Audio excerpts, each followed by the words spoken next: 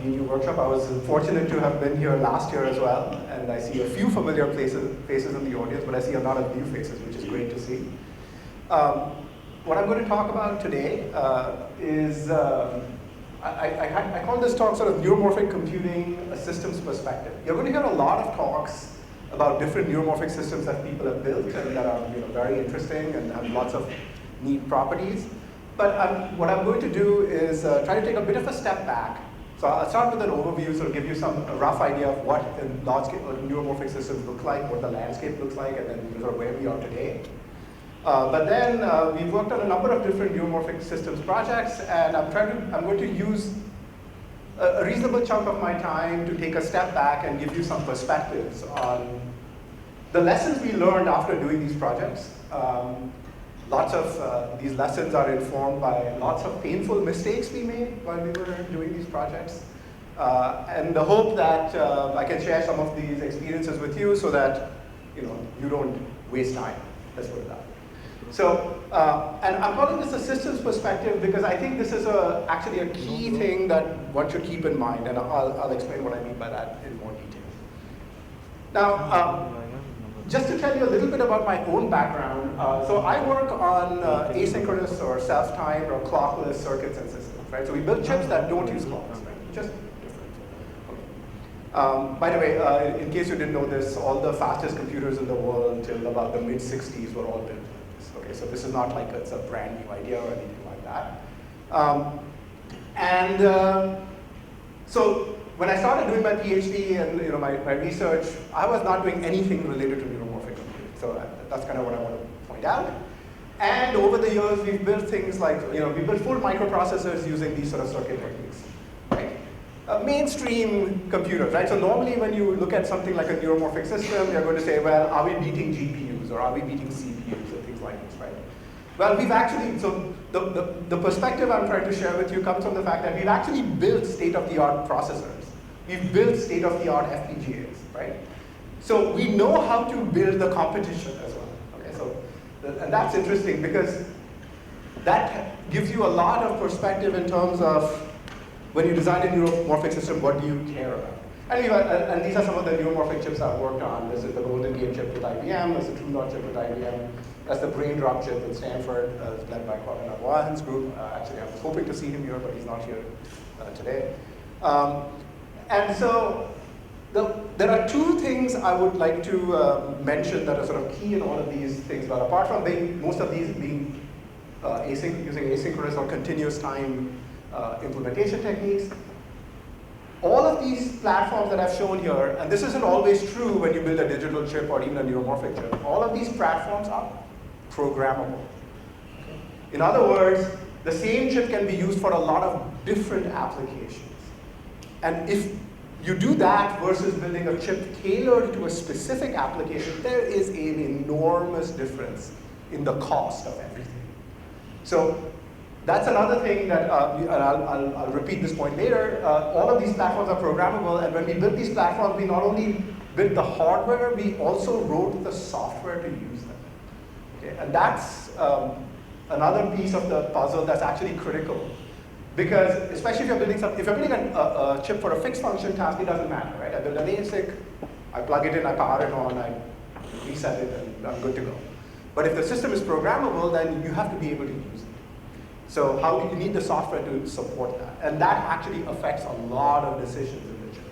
So I'll just give you a very concrete example from the FPGA world. In an FPGA, do people know what FPGAs are, by the way? If everybody knows, then that's fine, great. So in an FPGA, you're basically mapping logic gates to programmable lookup tables, essentially, on the hardware, right? Now, anyone want to guess how much of the area? So when you think about a circuit that we map, you care about gates, right? That's what you care about. So you know how much of the area of an FPGA is actually used for implementing the gate itself? You want to take a guess? Anyone want to get a guess? 10%, 50%, 30%, right? I mean, that's what we might guess, right?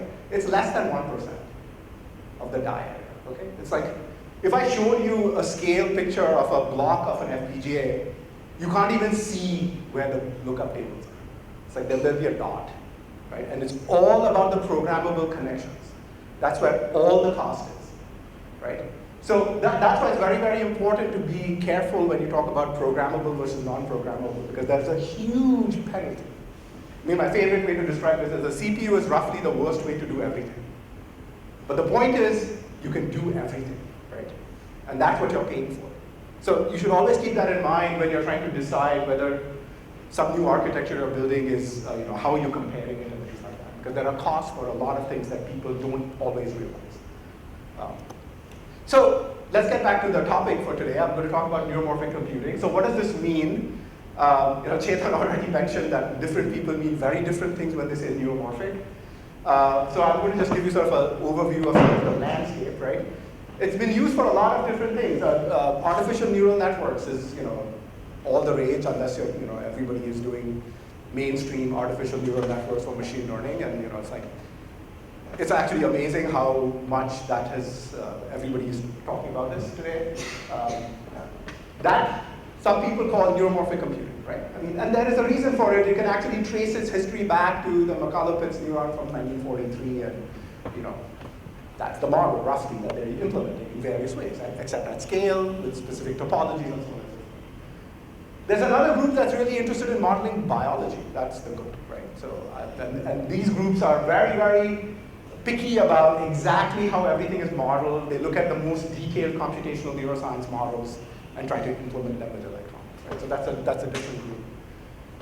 Then there's another group that basically just says, well, we have these spiking neural network models. Okay, so I'll explain what that means in a little more detail. These days, people doing topics like compute in memory or near-memory computing also claim to be doing neuromorphic computing. Why? Because they claim it's non-von Neumann architecture, and its memory and compute are tightly integrated, and we're going to call this neuromorphic computing. And you can also do dot products nicely, which is similar to what artificial neural networks do, right? So you put those all together, and suddenly that is also neuromorphic computing. So you have to be a little careful in the terminology, especially when you're reading papers, because it can mean a lot of different things. But for this talk, I'm going to focus on, broadly speaking, on sort of computational architectures or substrates that are inspired by biology. So the reason I'm putting the word inspired is I'll be very inclusive in what I mean, right? So that's kind of what I'm talking about. You have, in the computational model, you have neurons that are defined by some sort of neuron model. You have synapses defined by a synapse model. And the key theme across most of these is that the connectivity is sparse, right? You may have locally dense connectivity, but if you look at the global connectivity structure, it's very, very, very sparse, right? And interactions between components are event-based, right? So this is usually what the spiking in spiking neural networks means, is that these events that communicate, these are not happening all the time everywhere. They're a sparse communication and sparse connectivity. Right? And just to be clear, this is typically not what you would want to build to implement a traditional modern sort of ML, AI accelerator. That typically is structured in a different way, and there are other things that are more efficient. But by the way, I should say this, this is a workshop in the Telluride sort of spirit. Please feel free to interrupt me anytime if you have questions, okay? I didn't say this before, but I mean, okay, so if you have any, yes, go ahead. Could you expand on the last? Expand on the last one, yeah. So it turns out that if you want to build a traditional neural network accelerator, you normally need a very good implementation of essentially dense matrix vector or matrix-matrix multiplication, right? And depending on what type of network you're implementing, that dominates the cost often, or at least for certain parts of the calculation. And it dominates it so much that you basically need dedicated hardware to do that very efficiently if you want to be competitive. And so you will see that everywhere. And of course, people will mix and match, okay? So they'll add matrix-matrix multiplication hardware support to a traditional architecture and then say, oh, now I can do AI. Okay? So, but usually when they say I have some AI hardware, it usually means they have some support for matrix operations. That's any other questions? Does that make sense? Any more? Yeah. Yes. Go sparse. That's right. Yeah, that's very interesting, right? So when things start scaling, it depends on what you mean by scale. But yes, at some point, you are not going to have all-to-all connectivity. That's correct. That's an excellent point, right? So the question, I guess maybe a better way to think about it is at what granularity do you need dense operations? And is sparsity truly worth it? Okay. So what do I mean by that? It turns out that if you look at the history of sparse matrix operations, if you look at the scientific computing literature, what you will find is there are many times where even a sparse matrix operation is just done with dense matrix operations because it's actually more efficient because the overhead of tracking the sparsity is higher than just doing the dense operation. So so the sparsity has to be really sparse. And often what ends up happening is if you don't impose the sparsity constraint from the beginning, you don't always end up with enough sparsity at the end where the sparse operations are. Right? So yeah. So but at some point you're right. You can't have all-to-all connectivity, which is I can jump around a bit here. This is bad news for people building dense crossbars. Okay, because a crossbar is dense, right? So it doesn't do sparse operations efficiently at all. So if you have sparse operations on a dense crossbar, you're going to have very bad utilization of your hardware. So you have to be very careful. And if the crossbar is very, very, very small, then the IOs dominate and it doesn't matter what your hardware in the crossbar is. Yes? And so on that point, for the traditional ANN accelerated force, we also look at something called structured sparsity. That's right. Yeah, structured and unstructured sparsity. Yeah, that's right. For crossbars, if you do structured sparsity, you can just not utilize some crossbars at all. That's right. Yeah, absolutely. They definitely. That's right. I mean, they have all of that, but it turns out that for most of them, unless you have that matrix operation engine directly available, you're not going to be competitive because it's not always used, right? The sparsity. That's the problem. So yeah, absolutely. There's definitely structured and unstructured sparsity that they use, and there are tons. By the way, there's probably like a paper being published every week or every day, even on a new structured or unstructured sparsity, conventional machine learning accelerator. Right? So yeah, that's for sure. Yes. How is the current neuromorphic accelerator is different from the artificial neural network? Oh, okay. Yeah, I'll give you. I'll cover that next. I'm going to give you sort of a rough overview of what the current state-of-the-art neuromorphic architecture looks like. I'll cover that. They look very different because they do care a little more about what these neurons and synaptic models are. Okay. The ANN accelerators don't really care about that. They've abstracted this away to a very large extreme, so very large degree. So they just have synapse is just multiplication.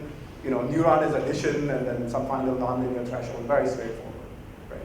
Are they not looking at implementing vector distribution? Oh, absolutely, they are. They are. But I mean, but that's actually what a current GPU has, which is using you can decide how many kilowatts, megawatts, or gigawatts your network needs, right? Yeah, I mean, trust me, they have optimized it. Okay, so it's not like they don't care about efficiency. Of course they do, but they also care about supporting a large range of networks. And the programmability cost is what you're really seeing in that bottom line power number for those accelerators. Any other questions? So Yeah. you mentioned about asynchronous computing. Yeah. So what about glitches or what about sampling output? So do we define any time period where we sample the output? So how do we? I see. Yes. So how do you know when the output is ready, for example, right? Yeah. Yeah. Glitches that can happen in the circuits. And Glitches. glitches. Oh, yeah, sure. Okay, I could give you a whole other talk about this. But yeah, so normally if you have event-based output, part of the output encodes when the event occurred, right? Whether there is an event or not. Okay? And then to eliminate glitches, there are a number of different approaches you can use. So there are circuit styles that you can design that from sort of upfront guarantee that there won't be a glitch. Okay, so you do that during the design of the circuit itself. That process guarantees glitch-free operation. But then there are other approaches where you filter the glitches using delays. So both exist. So there are different circuit approaches to do that. Yeah. Great. Now this is good. Excellent. People are asking questions. Wonderful. Okay, so So the other thing I want to say is, since my bias, I came from just doing regular, digital, but I don't know about regular digital, but asynchronous digital computing, right? My personal interest in, and sort of most of what I'm going to talk to you about today, is coming from a motivation of doing efficient computation, not from trying to understand consciousness or cognition or human thought. Okay, so I kind of want to look at, there are lots of people who work on neuromorphic. There are a very big community of neuromorphic computing people that care about sort of how do we learn, how do we think, what is consciousness, things of this nature. That is not my personal motivation. And so, things like making sure that you mimic the biology to an extremely high degree of fidelity. Right? There are communities of neuromorphic computing folks that do this, and to the level where they will even model molecular interactions. Right? So, and then you care about exactly what circuits you use because you want to mimic biology in the most faithful way possible. Right? But if you care it from a computational perspective, here at least the motivation is you try drawing inspiration from what we know, or what little we know, about how biology does things, and then maybe convert that into computational principles, and then you care about efficiency, right? So that's the viewpoint I'm putting in mind. So I'm putting my biases up here up front, so you know where I'm coming from, essentially. Does that make sense? That's kind of what I'm doing. And from a computational motivation, this is kind of clear, right? Because there are lots of different figures that have been quoted in the literature. The wonderful thing about literature in a field that is so hard to do experimental results in, like biology, is you can find a very wide range of outcomes to support whatever hypothesis you want. Okay. So, but roughly the human brain, 20 to 30 watts, 10 watts, depends on which paper you look at, exactly how you decide to make approximations. But that's the order of magnitude, which is roughly the same as the CPU on my laptop. And we can do certain things that, we do plenty of things with this power budget that we have no idea how to do computationally. But by the way, just to be fair, a system like this can do certain things that none of us are going to do in our head, right? So they're both good at different things, and so keep that in mind, and not just say that, hey, this is just going to be better than that always. It doesn't have to be that way. It's already interesting if you can do a useful class of operations very efficiently, right? You don't have to beat the CPU at everything. Like, I don't want to run Word on my brain, right? And things like that. So I'm going to talk about this from a computational perspective. And so what does this roughly look like? So this is sort of my cartoon one-slide view of what a neuromorphic computer really is doing at some level of abstraction. Okay? Don't take this very, very literally, but just give you some view of what's happening. So in a neuromorphic architecture, you have some sort of network. Actually, maybe I'll show you the next slide first. Maybe I'll show you the next slide first. So you have some sort of network of neurons. Okay, so the neurons are supposed to correspond to a biological neuron, right? That's the idea. You have the output of the neuron that fans out to a lot of different synapses. Okay?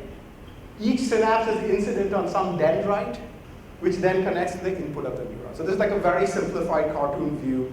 By the way, there's like lots and lots of stuff that I'm ignoring here, but that's fine. It's just I'm trying to give you a sort of an overview, simplified version. The output of a neuron is modeled as a spike, right? So you have an event that occurs at some point in time, and that event propagates with some delay potentially to all these different synapses. And then the synapses themselves have some functionality. That functionality then impinges on the dendrite, which eventually combines these multiple synaptic responses and feeds that to the input of the neuron, and this is all running in continuous time. Right? That's kind of the setup. Okay. So if I look at that, so I have an axon and I have a dendrite, and this intersection, this connection is a synapse, right? So if I were to look at it as a sort of an analog circuit, you have some sort of pulse that appears on this axon to say a spike is arriving here. This axon is coming from some other neuron output, right? That pulse is modulated by some weight, which then accumulates, say, a potential on this dendrite, right? So this can go up, there's a leakage term, right? There's a capacitor here that's serving as the integrator. There's a leakage term, and if this value crosses some threshold, you get an output spike that then feeds out, right? So that's roughly my sort of very simplified view. Does that make sense? So that's sort of the basic compute primitive step, right? You send a spike appears on the output of something, it kind of hits a synapse. When it hits the synapse, it modulates the dendritic potential, which then may produce a new spike that then propagates. And you have some interconnected network of these things, so you have spikes flowing around the system, and internally you have something like this. And if you don't like circuits, you could say I have a digital view, right? So if there is a value here, I add, I can subtract as a leakage, or I can divide with leakage, and I do a comparison to produce an output, right? So you can come up with if you want to do it digitally, analog. It doesn't matter how I implement this, right?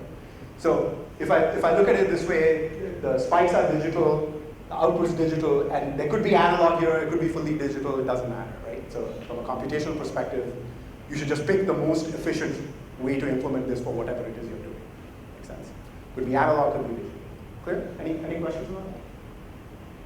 So that's roughly how the computation proceeds, and if you know, no matter which, this is one, I think, this basic principle, I think, is something that is pretty common across pretty much every neuromorphic labeled paper, except for the ones doing purely artificial neural networks. Okay. Any questions about it? Is that clear? Great. Okay. The thing that is really different in a neuromorphic architecture versus conventional computers is the communication. In other words, that axon goes to a number of different synapses, right? And that number of synapses is huge compared to what we're normally used to when we're thinking about electronic circuits. Right? So there are roughly 10 to the 3 to 10 to the 4 synapses per neuron. So that basically says, if I have an output, so if I view the entire system as a graph of neurons with an edge corresponding to synapses, right? If one neuron's output is incident on the dendrite of another neuron, I can draw an edge, right? Well, if a neuron has 10 to the 3 to 10 to the 4 synapses, just from graph theory, I'm going to sum up, I have to have that much fan out on average, right? A single output has to go to 10 to the 3 to 10 to the 4 other synapses. So now that's how much fan out I have, right? Make sense? Clear? Now, for those of you who don't know this number, the average fan out in a normal electronic circuit, in a digital one, is roughly 3. And between 3 and 4. There are a few signals that have high fan out. That actually could be very high. That could be like 100,000 million. But the average is 3 to 4. Whereas here the average is more like 1,000. Right? And if any of you have built a chip, we are always complaining that there aren't enough wires to connect things, right?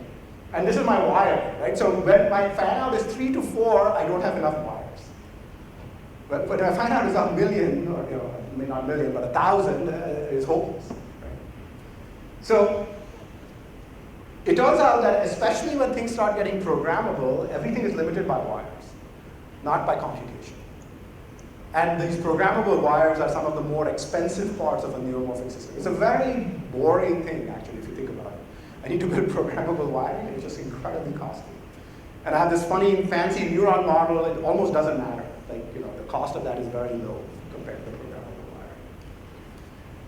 Now, first of all, just implementing programmable wiring with so many wires is just physically not reasonable in any modern implementation technology that we have. CMOS in particular. So what you do instead is you have to virtualize the wires. Okay? The other thing that I didn't really say so far is that if I look at how often an output appears, there's a spike. So the average rate at which a neuron produces a spike, that number is in the 10 hertz range. You probably haven't heard of hertz in a very long time if you design electronics. Whereas in digital electronics, we're usually talking about hundreds of megahertz and usually gigahertz, right? So that's 6, 7, 8, 9 orders of magnitude depending on how many megahertz you have, right? There's a huge performance gap. And so what you do is we virtualize the wires and we time multiplex them to give you virtual fan out that is high enough. That's the basic rule of thumb. That's how this is done. So you end up with the packet switch network, which in the neuromorphic community is called address event representation.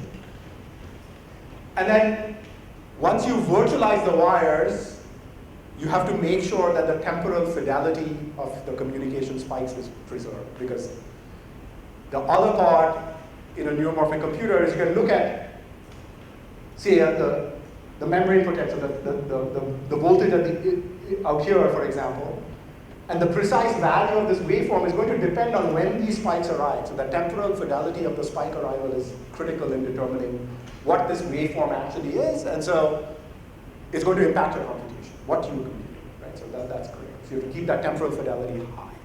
Okay. Clear?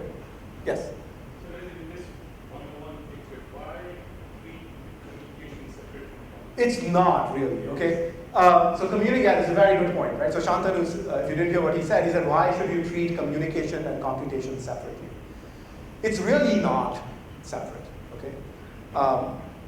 So the only reason this is convenient is when you virtualize the wires. The granularity at which you virtualize the wires affects the hardware implementation, so that's why it's helpful to think about those as two separate things. But as we'll see, I'll show you in a couple of slides, this fan out is so high that you normally implement this with multiple stages in the electronic system. And one of those stages is done with a packet switch network, and the other stage is usually done with a circuit switch network. Some combination of the two to balance efficiency. Right? So that circuit switch part is often tightly integrated with the compute part. So there is a blurring of what is communication and computation. That's for sure. That's an excellent point. Yes? Oh, what do I mean by virtualizing the wires? I have a physical wire, and I'm going to use that to model multiple connections. So I'm going to time multiplex it. That's all I do. Right? So you're time sharing a physical layer, essentially. Any other questions? This creates this impression that the communication is passive. The communication is passive. Passive in the sense that it's not aiming at computation. Oh, I see. But the communication, in some sense, is the computation. Yes, that's what you're saying, right? Yeah. Right. So, and this is actually part of why I put both of these in quotes. Okay.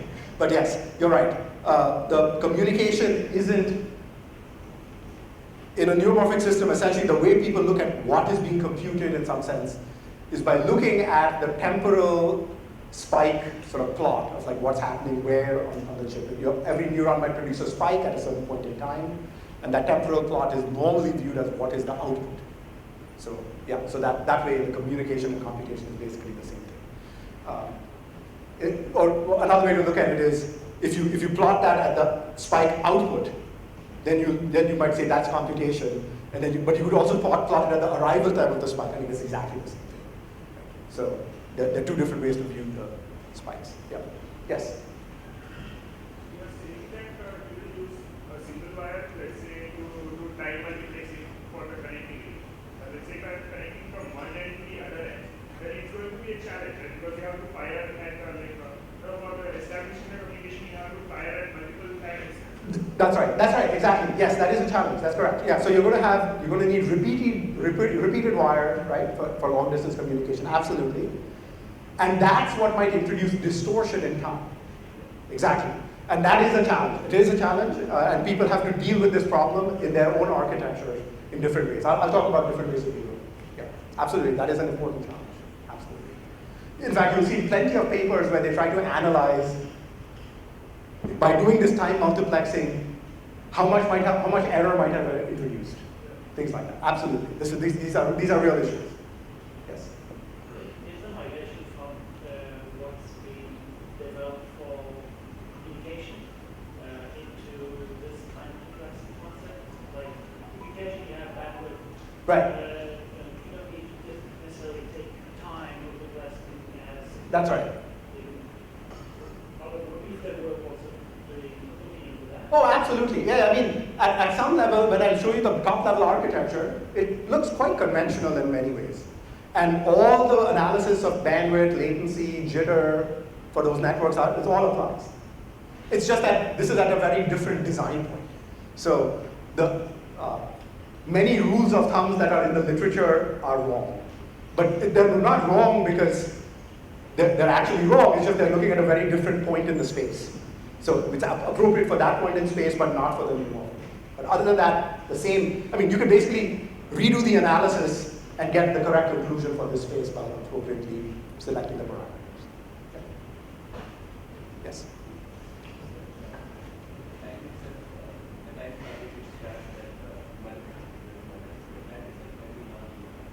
It could be anything, yeah. I mean, so it depends on how you, so the question was, can the time for which the wire is being shared, it could be non-uniform.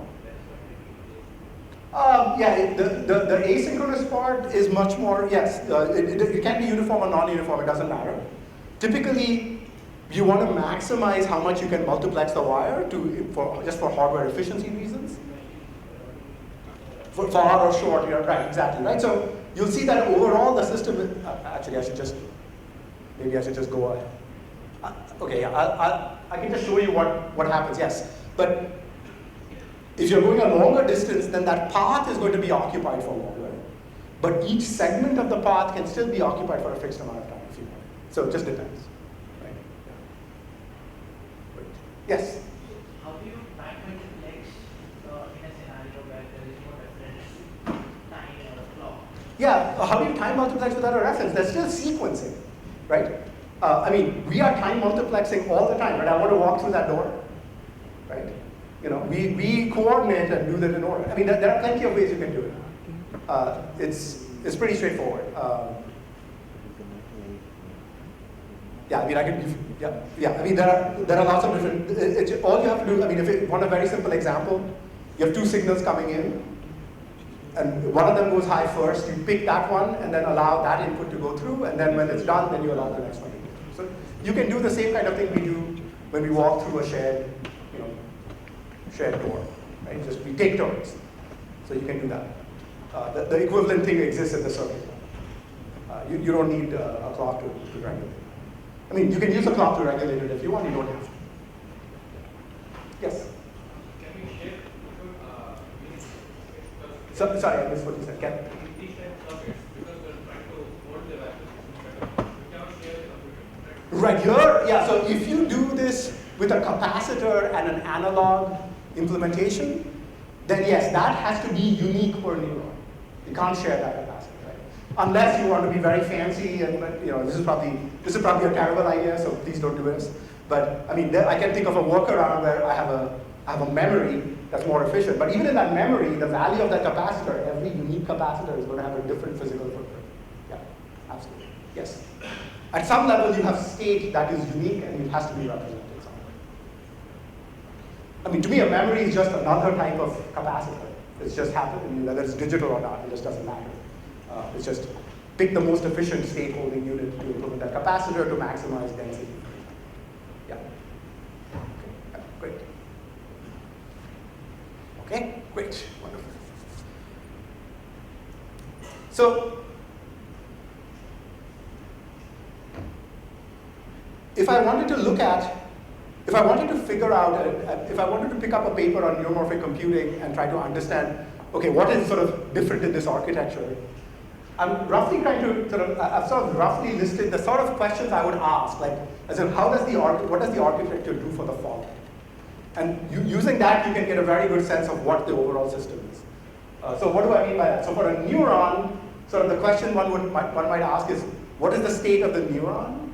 Right? Usually it's the current membrane potential. Sometimes you have multiple state variables for an individual neuron, depends on how sophisticated you want to get. Sometimes these are called multi-compartment models, but I mean, at the end of the day, if I just think of it from a computational standpoint, it's how many state variables do I have? And then how are they related to each other and how do they evolve in time? Right? So that's usually there's a differential equation model that's being either solved explicitly with sort of analog electronics or maybe discretized as done with like numerical techniques with digital electronics. It doesn't really matter. Right? There's a time evolution. Same question you can ask about synapses, but then it gets a little more interesting. So again, there might be some local state in the synapse. There may or may not be state, right? So if I have a very conventional artificial neural network, there's no state in the synapse, okay? But there might be, typically the neuromorphic architectures have state that might decay with time and things like that, right? There's usually some modulation of the input. So the synapse is where sort of the input coming from an axon goes into a dendrite. So that input is modulated in some way, so there's usually a scale factor there. There are different models for this, but the most common one is there's a scale factor. Then the synapse may or may not have temporal dynamics. It may or may not even modulate that scale factor and the parameters of that synapse locally. If it does, then we say there is learning. Okay, these are the learning rules, and then there's a whole category of those. So if the scale factor is modulated, then you also want to find out what the learning rules are. Then there's the dendritic model, right, which is the spatial organization of synapses for a particular neuron, is that taken into account? And you can take it into account in various levels of detail. So what kind of spatial information is used? Sometimes you use sort of sequences of synapses. You use that information. There might be a tree in which the synapses are organized, and then you can view them as multiple stages of neurons if you like. Different people view it differently. But at the end of the day, is there any spatial resolution on the synapses, and does that affect how the information is processed? And then usually there are axons. So I put a few things in sort of blue here, because there are plenty of neuromorphic architectures that don't even include any of these features. Okay, so some of these features aren't optional, but typically the axon modeling, the neuron modeling, and a basic synapse model is always present in the architecture. Okay, the others may be missing, just depends. So with that, I thought I just wanted to show you, I want to show you some fun pictures, which are, some of these are historical, and some of these are more recent. So if I look at sort of the very early days, it's too bad, I don't see any of the designers of any of the components on this one. This was the Caviar project at INI a long time ago. So these are all pictures of different neuromorphic systems. So you can see in the early days, people would basically build their test board with some standard interfaces, and then you got some sort of daughter card to convert to some standard communication format, and they would hook up these systems. I think this is a picture from Telluride, from I think it's either the late 90s or the early 2000s, okay. Where people brought their hardware and they hooked them all up together to try to do something interesting. I believe both of these pictures are from Misha Mahawal's PhD dissertation at Caltech on the silicon retina. So they're talking about sort of X and Y arbitration for event-based imaging, right? So you have a pixel here. If there's something interesting happens here, you produce an output that tells you what the X, Y coordinates are. That tells you which pixel produced an event, which pixel had some interesting activity that you want to look at. This is sort of a very common protocol. So this is getting now back to virtualizing the wires, right? If you have neuron 1, 2, 3, and it has to be delivered to some neuron at the other end, if you only have one communication bus, then instead of, you can't route all the wires, so instead you route, when a neuron spikes, you encode this information saying, the neuron 3 spiked, and then which neuron at the other end should be receiving it, and you convert that and send it out. So that's the kind of way you virtualize wires, right? So instead of needing n wires, you would need log n wires. That's just the big compression pattern. That's the idea. And then finally, this is a picture from, I think, Gert's group. I think this is from Hopkins, then before he moved to UCSD, on something which he called the integrated, the IFAT architecture. So people started out building sort of small-scale systems to explore these ideas in the early days. Right? There was a lot of work done on sensors. This is for a very, very simple reason. Sensors in biology are on the surface. Because they're on the surface, you can actually look at their structure in very, very much, in a lot of detail. And then you can actually faithfully try to replicate the structure that you see in biology, and then you can see, and you can sort of replicate the functionality. So a lot of early work was done in sensors. then around, then people started building larger and larger scale systems. Okay, and this is sort of a snapshot from 2008. Okay, so maybe a decade after the previous picture. Some of you may recognize these. This is the Neurogrid board from Stanford, or UPenn, depending on how you want to view when it was, how you want to timestamp it, from Colin Abuahan's group. This is the first Spinnaker system. This was done at the University of Manchester by Steve Ferber's group. So you can sort of see the level of integration has improved. We don't have these like wires going everywhere. Actually, there are always wires going everywhere if you build real hardware, but you can hide them. So you have these sort of integrated chips, each with a large number of ARM cores that was used for Spinnaker 1. This is the Heidelberg project with the wafer scale integrated, brain scales, facets depending on, this was merged into the project at Heidelberg. This was their heat sink. So you can't see anything. The entire electronics is behind this heat sink here. I got to see this in person, so that's what this picture is from. So, and if I sort of fast forward basically about another decade or a decade and a half,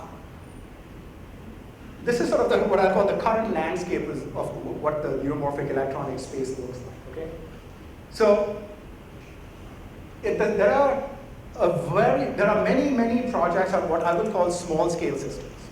Okay, so these are for sort of the embedded application space, right?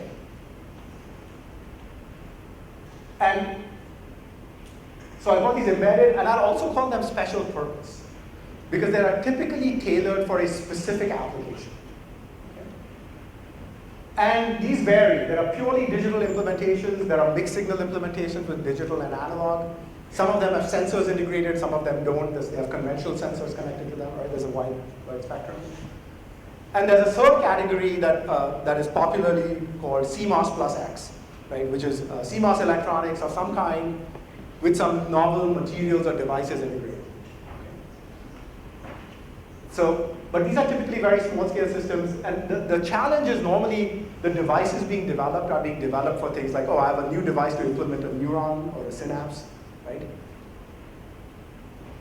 The problem is, the scale of the systems that are necessary requires a very large number of devices that work, okay? Or at least work in some definition of work. Okay? And that's hard, because that is sort of not the scale at which research is done in devices, right? If you're doing device research, how many people have done any research on devices? Anyone in this audience? Oh, okay. Yeah, okay. But if you haven't done device research, you don't realize this, but all the facilities are set up to make one good device, right? And that's a very different operating point from something like this, where I need millions of these devices typically for things to start getting interesting.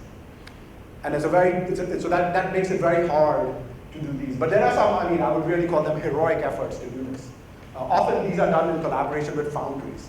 Okay, so that automatically limits how many people can do these large-scale projects, because you have to get somebody to agree to let you into their sort of most secretive part of their company. But there are projects on all of these types of designs.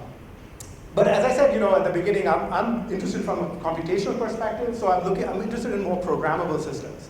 So if I look at what I'll call sort of I put this in the general purpose category. These are sort of large scale systems that have been developed. Some of these are not so recent. So the True North project you've heard, Chetan already mentioned this around 2012. Loihi is the Intel project. You now have Spinnaker 2, the next generation of Spinnaker. There's a project from Stanford called the Brain Drop project that has a successor, but I don't think you can do any papers on that. There's Tianjik from Zhejiang in Tsinghua. It's a collaboration. There's Loihi 2, and then there are also FPGA-based systems, right? Like the Deep South system and the Higher Spike system from UC San Diego, right? And these are this is a picture of one of the Loihi 2 systems called Hala Point. This is one of the Spinnaker 2 boards from their website, and this is the advertising picture from the Deep South, right? So now people are really building these large systems. There's a Spinnaker 2 cloud-based server setup as well. Servers all look the same, so I only picked one picture. And they all look like that with stuff in them. So that's roughly where we are today. So there are all these large-scale systems now that people are trying to use to investigate the potential of neuromorphic systems. Make sense? Yeah. Are all these large-scale systems asynchronous? No. Are they all asynchronous? No. True North is asynchronous, Loihi is asynchronous, Raindrop is asynchronous, Loihi 2 is asynchronous. Spinnaker 2, they say they're asynchronous. It's not clear. There's not enough detail for me to tell you whether that's actually true in their papers. Just given the designers, I would guess it's actually not asynchronous. But I don't know that for a fact. The FPGA-based systems are using conventional FPGA. So these are all standard clock designs. Okay? Because they have to use the commercial FPGA tool flow. Any other questions? I mean, I didn't say something here, but they have, if I look at the power budgets for these, there are many orders of magnitude difference between them depending on which category you look at. So I would say that sort of True North, Loihi, Raindrop, Loihi 2, to some extent, Tianjin, not really, are in the same, I would say, in the same equivalence class in terms of power efficiency. Then you have sort of more like Spinnaker 2. I mean, Spinnaker 2 is a large number of ARM cores, so you're going to basically see a power budget that looks like a low-power embedded processor scaled up. Okay. So that looks like a normal CPU-based architecture if you look at the power budget. And then the FPGA as well. I mean, the FPGA power budget is a very different number. True North and others also are completely asynchronous. True North is completely asynchronous. It's just, But it's locally synchronous. it's not, yeah. That's a long story about that. It has to do with who was writing. It uses two different asynchronous circuit families. That's what it is. Loihi is fully asynchronous. So is Loihi 2. They may have, I mean, both of these systems have some synchronous logic, but it's because to interface with standard IOs and things like that. It's not for the actual neuromorphic part. Yes? Among these large-scale systems, what's the largest size neural network being run? Just in comparison to GPU systems. Yeah, that's a very, very good question. So the honest answer is it depends on how you count. Okay, but a lot of these are now at 100 million to a billion neuron scale. Okay. That number I think is defensible. There are claims of much bigger. But when you unpack the number, it's very different. I don't know what the latest Spinnaker 2 size one is. I mean, this should be able to mount a very large number as well. And then there are a sequence of like articles where they're claiming that the Intel 2, the Loihi 2 has the largest number, then there's a Spinnaker 1 has the largest number. Anyway, they're keep going back and forth. So for a system that has CPUs, it's a more complicated question because depending on how you model the neuron, you may be able to fit more or less in the same memory footprint. And Loihi 2 has the same kind of issue as well. Depending on how sophisticated you make the model, the number that you can fit changes. But yeah, but these things, some of these things are at scale, getting to billions. Okay. And there's nothing that really prevents them, actually, caveat with that, but there's almost nothing that prevents you from making the system bigger, other than who wants to write the check. So some of these are just limited by that.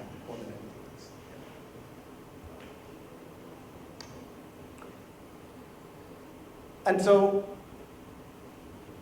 if I had to summarize a lot of these large-scale systems, they all can be viewed, I shouldn't say all, because there's probably an exception always, but most of them can be viewed as combining, for lack of a better word, a neuromorphic or neurosynaptic core, right? What do I mean by that? This is some collection of neurons and synapses that are tightly integrated with dense local connectivity, or much denser local connectivity support. Why you want to do this in the small? Because that actually is relatively efficient in electronics.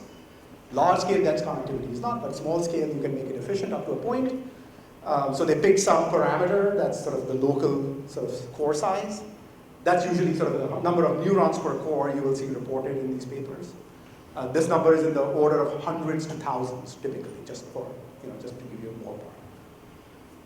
There's some dense connectivity, and then you have a core, you have neurons, synapses, and dendrites sort of tightly integrated, and then when you produce an output spike, that gets sent out onto the shared wired packet switch network for global communication. And then packets coming from the global communication network come back in, and they get demultiplexed and get delivered to the appropriate synapse. Right? That's roughly the overall picture.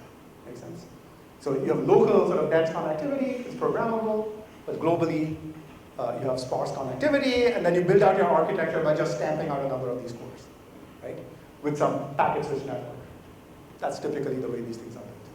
And some of these may be from chip to chip, some of it might be on chip, some of it may be from one rack to the other, obviously with very different energy costs and delays, but you can then sort of build the whole system out like that. People will argue endlessly about what the network topology should be. Again, you can run the same kind of analysis that was done in the parallel computing community in the 1980s. If you look at the parallel computing community in the 1980s, there are a huge number of papers arguing for different types of network topologies which are optimized for better for different types of algorithms. So you can do the same kind of analysis and figure out what your overall network architecture can be. Okay. Now, if this is programmable, then a neuron can be here. The same neuron could be mapped here, right? It doesn't matter if it's flexible. So the cost of, if I communicate from a neuron that's here to one that's there, is going to be a lot more expensive than communicating from a neuron that's here to one that's here. So this is now a question for the software, right? So how do you pack the neurons to optimize the overall energy, right? So you can now formulate this as an optimization problem and implement software algorithms to optimize the mapping of neurons and synapses to your physical substrate. By the way, this is not that different from like FPGAs, for example. Yes? The cost? Oh, the cost is going to be the energy cost for communicating. So if I go from here to here, right, I'm going to have to go to my local router and then take some path like this to get here, right? So you're going to do a lot more switching activity, so you'll burn more energy. It's not the delay. The delays also happen. Okay. So both of them are higher. Does the delay matter? Yes, of course the delay matters, because the spike time arrival affects how you're computing. Okay. So yes, all of these things matter. Yeah. Yes. Anything on the power consumption also? Of what are the neurons traveling? Power consumption, anything will be different? the power consumption of the neurons that you're going over, you mean? Yes. But you're not actually intersecting with the neurons here. Right, you're just going through the network. So the fact that I'm going from here to here versus here to here, there's an energy difference, but you're not affecting the neuron power along the way necessarily. Yeah. I mean, of course, you can argue that there are wires and there's coupling capacitance and things like that, but I mean, those are second order effects. So normally we ignore that. So there's a question about that. My question was also about multiplexing, like can these two coordinates communicate simultaneously? Like, Yes, yeah. There is multiplexing. There's multiplexing built into, so if all of this red stuff and these things, they all support multiplexing. Yeah, exactly. Okay, so do we use the standard PNR algorithms for mapping the neurons? Not quite. They don't quite work. But you can use some of the PNR algorithms for mapping the neurons. Some of them are helpful.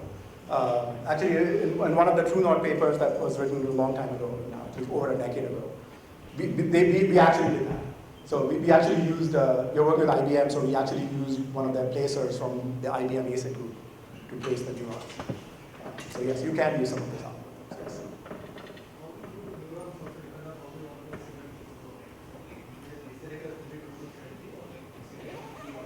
So, right, so it depends on how flexible your architecture is, right? So normally the thing is, when you map a certain number of, so each of these cores, some design decisions were made. How many neurons are there? How many synapses are there? What kind of connectivity is supported locally versus globally, etc. Right? So usually the thing that starts affecting you first is you run out of one of these resources. So then you can't map there anymore, right? So that's what you normally have to worry about more than anything else. That, and depending on how things are mapped, you can come up with a pretty accurate estimate of what the cost of the communication is in terms of energy. So normally that's a constraint. Does that make sense? So the fan out within a neuron is limited hopefully to what you mentioned before. I don't see a limitation for fan out outside of Yeah. So in principle, you could support arbitrary fan out here at an incredibly high cost. So it's the cost of that fan out that is extremely high. So the atlas size. For example, right? I mean, so let's say I have 1 million neurons, right? So that's like at least 6 bits, more like 10 bits for an address, right? And I have another order of magnitude, 3 orders of magnitude more synapses, so I actually need another 10 bits. So that's like 20 bits of address per target. And you do the math, and very quickly you need more memory than will fit in a normal radical to just store the configuration. So yeah, you run out of the bits very, very, very fast. Yeah, that's the problem. So recently we have seen major scale engines Mhm. by Cerebras. Yeah. So can we use those architectures instead of going to routers and But actually, Cerebras has these routers. They're just on their wafer. The architecture is pretty conventional. It's just that you can just fit this on a single wafer instead of doing multiple chips. You just get better communication cost there, and you have to deal with some fun issues like the wafer can warp, and the heat signature, and the fact that the yield will not be so high, so you have to tolerate faults. So if you can work around all those issues, which you can, you can do it, then you could do this on a wafer scale architecture. There wouldn't be any problem. You normally don't see wafer scale architecture from universities because we don't have the budget. But yeah, there's nothing in principle from preventing that from happening.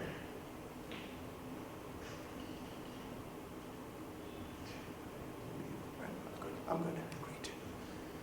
So I just wanted to, so what I'm going to do for most of the remaining talk is just point out some of the differences between conventional and neuromorphic architectures and some of the similarities and what you need to be careful about when you evaluate your system.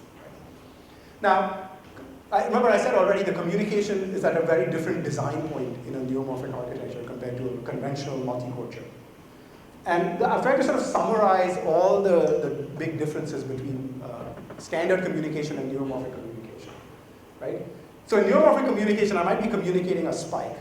Now, if I think about what a spike is, it just contains information about which synapse I need to hit, right?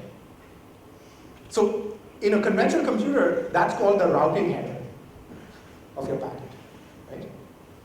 But in my neuromorphic architecture, that's all I have. Now some of them have a few extra bits as well, because it's basically free to add those few extra bits. So you have extremely small messages, and then primarily the number of bits in the messages is determined by how much information you need to encode the routing path. Whereas in a conventional communication, you might be sending kilobytes, and in some cases megabytes, and now, of course, even more, right? So when you design a communication architecture when you're routing gigabytes, or sorry, not gigabytes, kilobytes rather than bytes, you end up with a very different design. Okay? In fact, if you look at, so the computer architecture community has lots of very nice modeling tools. One of them is for modeling on-chip networks. And if you plug in the numbers for a neuromorphic architecture into that, into the main tool that's used by the community, the energy cost you get is roughly 3 orders of magnitude wrong by a factor of 1,000 or so. And it's not because the people did something wrong, it's just they're making a very different assumption of how the router is built, because they're expecting to support much more complicated message traffic. And so you end up with a totally different design that's much more expensive. Which makes sense because your endpoints are now using, instead of you having an endpoint like a neuron or even a core that is using maybe microwatts, right, with a few hundred neurons, you have so you have that in your neuromorphic architecture. If you have a CPU that's using watts, right? So that's a very, very different power budget. So you can afford to have a more sophisticated router, right? So these things impact each other. So you have to look at the full system to understand what that trade-off is. Again, we're spiking at hertz, tens of hertz. Whereas in some of these communication architectures, you are usually sending a lot more traffic total in a given amount of time. Again, we have large number of endpoints, so the information about the address needs lots of bits compared to, I mean, small. I mean, if you look at a high performance like if you look at one of the top 500 supercomputers, okay, small is not that small anymore. It's millions, but it's still nothing compared to how many you would have in the same physical footprint for a neuromorphic architecture. Right? We have fan out typically in these messages here, whereas in conventional there's typically very limited broadcast. It's mostly point-to-point communication with some depth, some limited broadcast. And so in fact, actually the way these networks are designed, there's a dedicated broadcast network. And then everything is point-to-point. And here, the other thing you'll find is that the traffic has a much higher dynamic range. So in conventional parallel computers, what you'll find is, depending on where you are in the algorithm, you're either spending most of the cycles computing versus communicating. So you see these like high periods of communication activity with some gaps. And then you see this sort of bursty traffic. That's what it normally looks like. Whereas that doesn't really happen as often. You see much broader dynamic range of traffic. And we've already said this a few times here, if your message delay is too high, you might actually compute the wrong thing. Whereas in a conventional architecture, the algorithm has to be designed so that, normally the algorithms don't make any assumptions about communication delay. They tolerate no matter what it is. Yes. How would you map this onto the information limitation of communication? Information limitations of communication. I'm not sure what you mean by that. Would you say that because you just have that specific events here, but is that compensated by the fact that you have kind of a large fan out and then you can store more information? Okay, so coding is a whole other, how is information represented? By the way, like, there's no consensus, okay? And in fact, people will argue that different places use different information represented. We might have a few talks on this, maybe. I don't know if there are going to be talks about this later.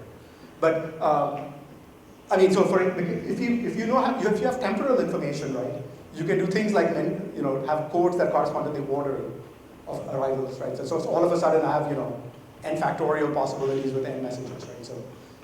So there can be very dense information coding, even if you're not sending a lot of bits, given that I'm using time in addition. But then you have to be able to work with that coding and compute on it and operate on it, and I think that's something that's not clear. So from a purely communication standpoint, I mean, you can do very efficient coding, but then the question is, can you then use it for something? And that's a different question. Yeah. What is the analogy between neuromorphic communication and, let's say, conventional packet?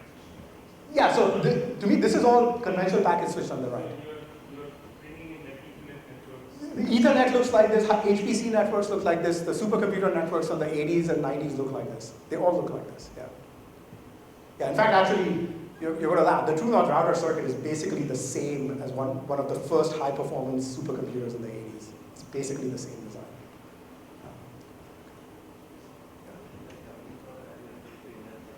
It's whatever you're doing in the core, the neuron, whatever the neuron and synaptic operations are being done. Yeah. So you could say that that's an inner product, but depending on what your neuromorphic architecture is, it could be the differential equation solver that's used to update the neuron state. No, it's analog. No, it's because one of the reasons it's low power is it doesn't have to be fast, right? So if you're trying to do sort of run a CPU, then you need a large number of instructions that have to be completed in a small amount of time to have an efficient computation, and that's very expensive. So that's where the power gap is coming from. Yeah. Yes. Question on comparison of variety of computational units. So conventional computers have like logic gate with functionality, very different functionality, a lot. Right. Not necessarily. A lot of the architectures, especially the more recent ones, I didn't really touch on this here. But if I look at, say, Loihi2, for example, Spinnaker 2 is a bunch of CPUs, so okay, you have the same flexibility. But even if I look at Loihi2, you can actually completely change the neuron model. It's very programmable. And have different neurons at different places on the chip. Yeah, absolutely. Yeah. There's a lot of software programmability in these architectures. This one, Spinnaker 2, of course, even in low E, although it's not documented, but there is quite a bit of software flexibility with the architecture. Yeah. So when I look at something like this, sort of, to me, these are the main reasons why some of the large-scale systems use asynchronous logic, because this is where we get very high efficiency. It's much easier to get an efficient hardware implementation that supports these characteristics using an asynchronous implementation. So that's kind of where, in fact, the reason I originally got involved in neuromorphic computing is I got sucked into a project to work on the network design.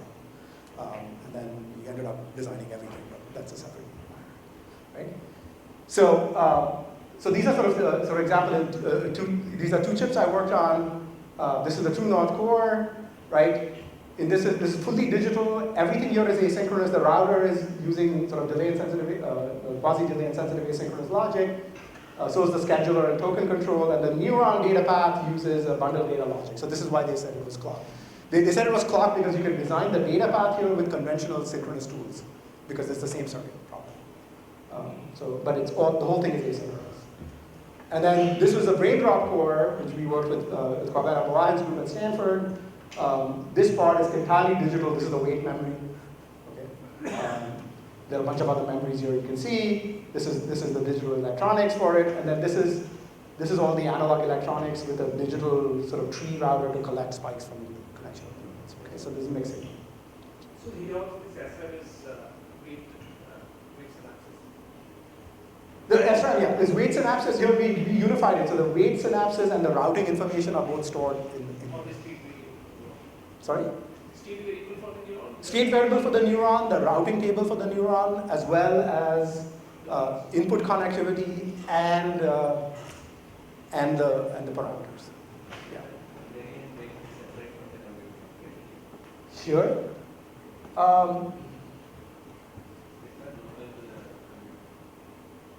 Right. So this looks like, so yeah, so right, exactly, right. So here in this architecture, there's a shared neuron data path.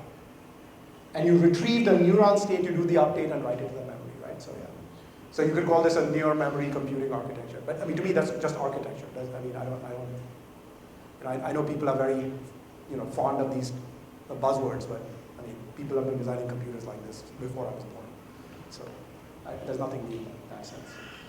Whereas here, the neurons themselves are physically distributed here, and there's a dedicated capacitor for each neuron. There's a dedicated electronic circuit for each neuron. Yes? And just a quick question for the SRAM part is also asynchronous? Yeah, it's asynchronously accessed. Yeah, these were all custom SRAMs that we designed. By the way, all the commercial high-quality clocked SRAMs are asynchronous inside. I mean, I know this for a fact because that's a long story, but yeah. But if you take a normal, well-designed clocked SRAM and you delete some of the circuits, you get the SRAM out.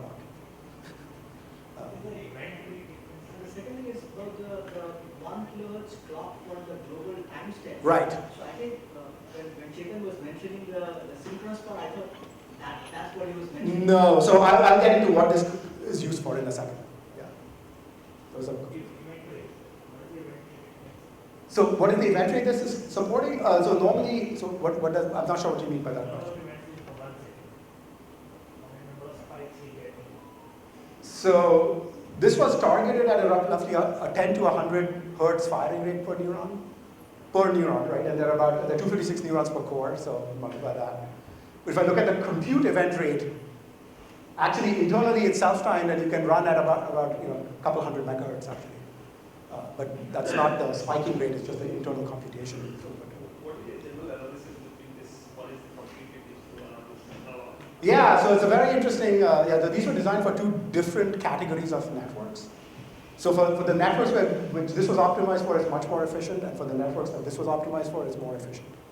But they're both in the 28 nanometer technology node, so the raw numbers are not that different. Which is more advanced? It depends what you're doing. Okay, so this is something that you should keep in mind in neuromorphic architectures, that it really does depend on what you're doing. But the goal is almost similar, right? Just physical neurons, a time space. Yeah, so the big difference between this versus and that was the programming model was very different. So here we had a mapping technique using the neural engineering framework. which you specify the computation with differential equations, and then it generates a bunch of neurons and synapses to map. More for dynamical systems. For dynamical systems, yes, that's right. Exactly. Yep. And regarding learning rules, So- obviously has legs. So this, there were no learning rules here, for a very simple reason that none of them worked. So we decided to at least build a chip where we could do something useful, then a chip that we knew would not be useful for anything. And here, the learning rules are at a higher level of abstraction in the neural engineering framework. So you can include learning rules in the framework directly, and that's how the learning happens. I'm basically at a couple of minutes. So I want to actually get through the last part of my talk, which I'm not going to be able to do, but I will quickly, at least, if you don't mind, I'll take 5 minutes, and I'll quickly touch on the lessons. I'm happy to chat more afterwards. But, so we've kind of touched on this in a different way. So you may have seen pictures like this. These are sort of qualitative pictures saying, I have a bunch of different benchmarks, and I get various performance bars for different benchmarks for CPUs. For the same benchmarks, if I build an ASIC, then I'm going to get like something is going to be great and everything else is going to be terrible because it doesn't work at all, right? And the question is, what are those benchmarks for neuromorphic where it can shine, right?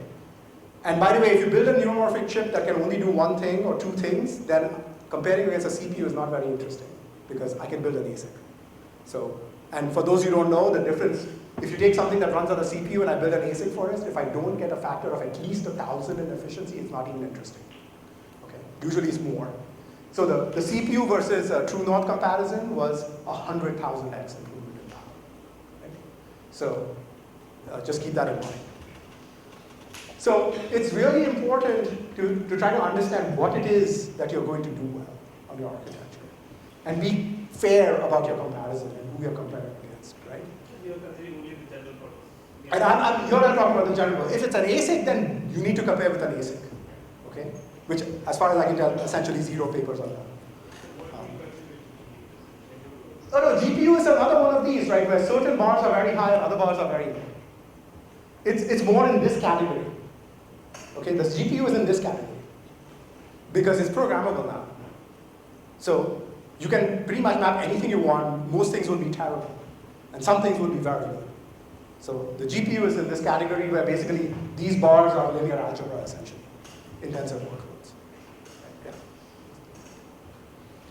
And there is actually a good starting point at this, even though there are still issues with the study. But there's a very nice paper from Intel, if you haven't seen it, which has this plot in it that talks of trying to compare lots of different tasks against the circles are CPUs, the diamonds are GPUs, okay?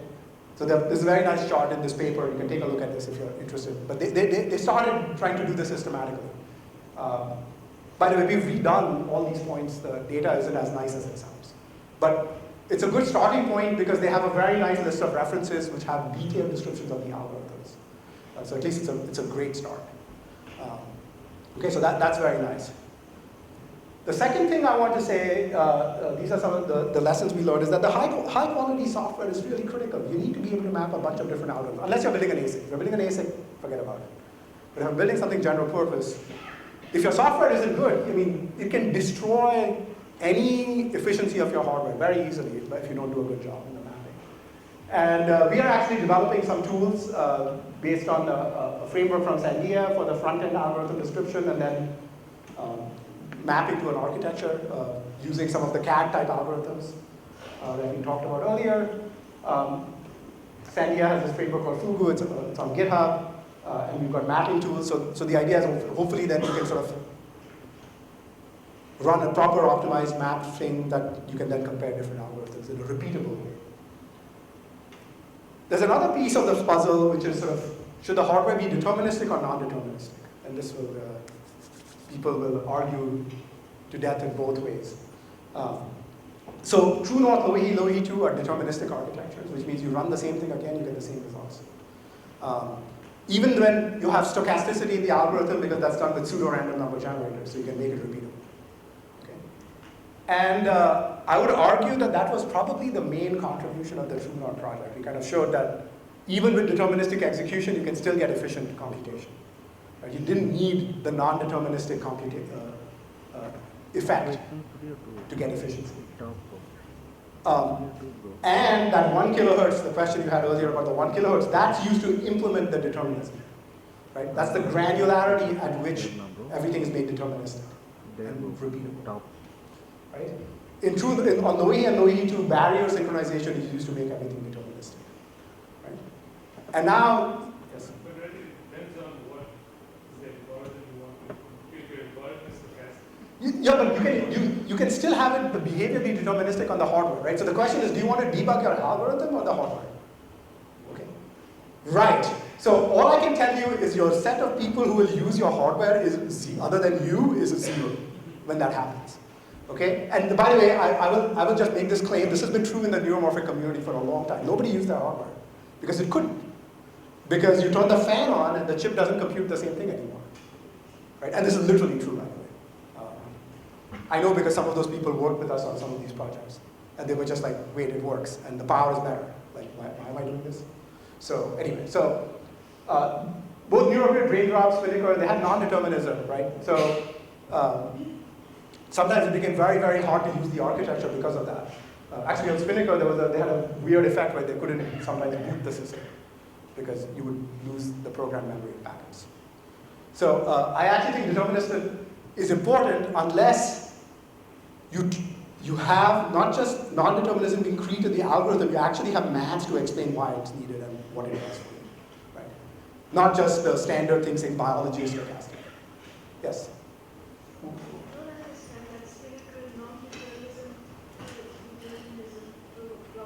What does that mean? Yeah, so in Spinnaker, in the original Spinnaker architecture, if you were, so we have time multiplex wires, right?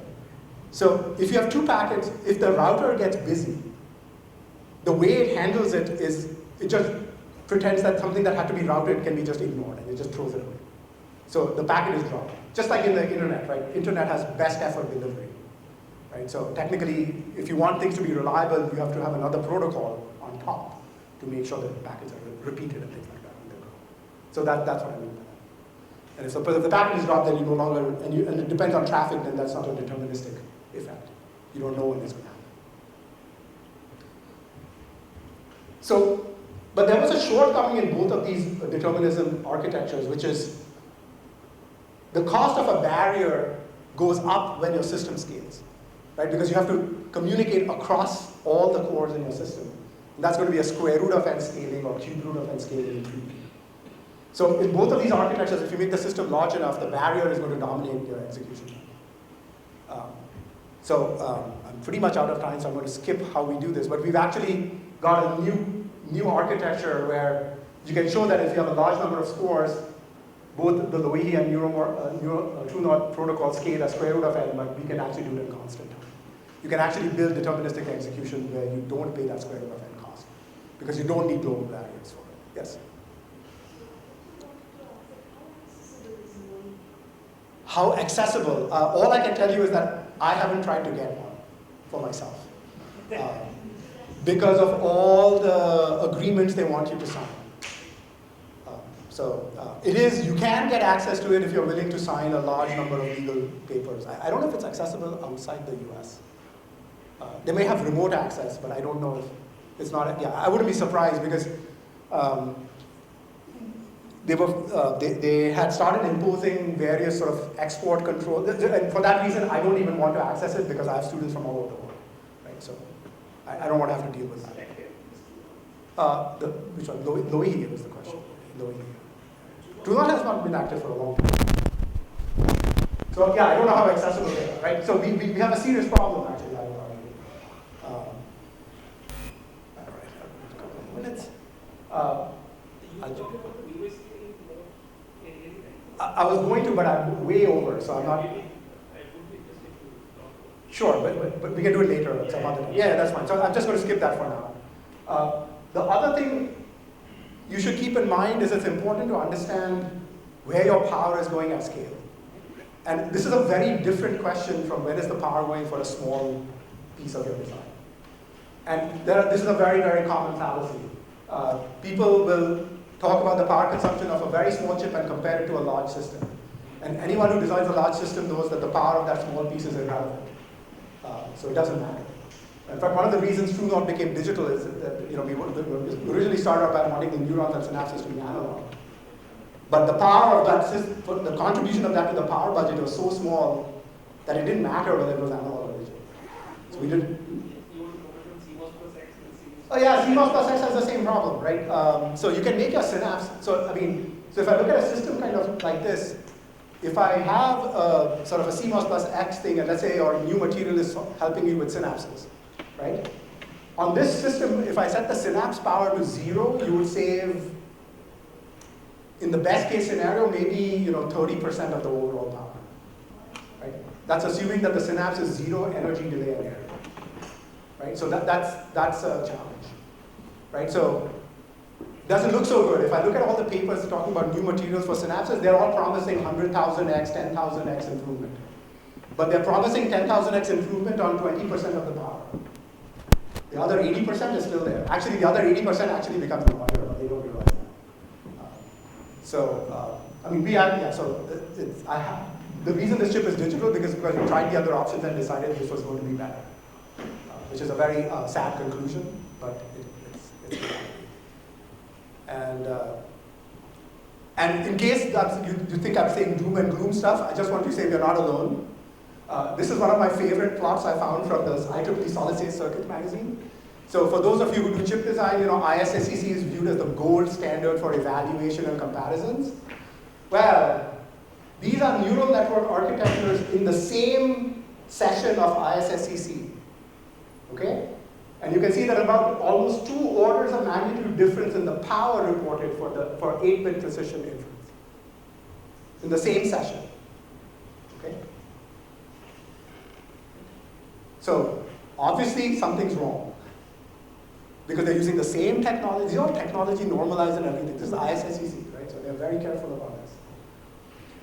And this was embarrassing enough that this was actually in the introduction in the proceedings, right? They said you should, they're not measuring the same thing. Every point there is measuring something different. Yet they're comparing against each other. Okay. But this is stops for what? So that's energy efficiency. Yeah, this is tops. This one is this is tops for what? Yes. They take the figure and make it tops as well. Maybe then you can. No, it's equally bad. Top for what and tops specifications, everything, right? So it's not. That's not the problem. The problem is that definition of what an operation is very different. In some cases, the operation is like a local operation. The other case, it's actually looking at a more system level picture. And by the way, none of these are systems. None of them are systems. There's another 2 orders of magnitude more power than the system, which is why none of these have replaced GPUs. Okay. So I'm out of way over time. I'm just going to say one last thing, that we've been working towards creating an evaluation framework where we can sort of produce reproducible results and where we have software tools as well to map. And that's kind of what we are working towards, and I'm hoping at some point, sometime this year, we'll be able to put it out on GitHub so that other people can try it out. But this is a framework where you could change the architecture and see the effect it has on power. We have the full-scale model of one of our architectures. This is neuroscale architecture, which is roughly like Louis 2, if you want to get some sense for the complexity. And we also have the software to map algorithms onto it. So that's something we're hoping to make available to the community. I'm hoping sometime this year. The grad students have to decide that they're not embarrassed with their code to agree to release it. So once that happens, we should hopefully be able to put it out there. And so I'm going to skip all of this. And I'll end here. I'll just say that we've come a long way actually as a community. There's quite a bit more to go. We need to be, it's not just us. Every community has this challenge. At some point, you have to take a step back and sort of agree as a community on how we're going to systematically evaluate things so we can actually make progress. Because the problem right now is if I pick up a paper, it's hard for me to tell if that's actually a real improvement or not. Because it's, okay, for that it's better, but that's one application. If that translates to other things, it's hard to even replicate the results from anybody else's paper, things like that, because it's very hard. And if you're graduate students, you'll realize you probably spent like 2/3 of your effort trying to redo somebody else's paper, and you don't even know if you did it right. It's very hard. So we are trying to work towards a sort of a modifiable reference architecture that we can share along with evaluation tools. So hopefully, we can all sort of be talking about the same thing when we say, okay, I have this new idea. So with that, I just want to thank all the students in my group and some of our collaborators who put together both the software and hardware infrastructure, all the funding agencies who paid all the bills, and to far too many people from the neuromorphic community. If I had to list the people I talk to on a semi-regular basis, I need a few slides. So, but it's all the usual suspects from Telluride and Kapakacha, and all the attendees of those workshops. So this is sort of a synthesis of a lot of discussions over, I don't know, 2 decades at this point. So with that, I'll stop. I'm way over time. Sorry about that.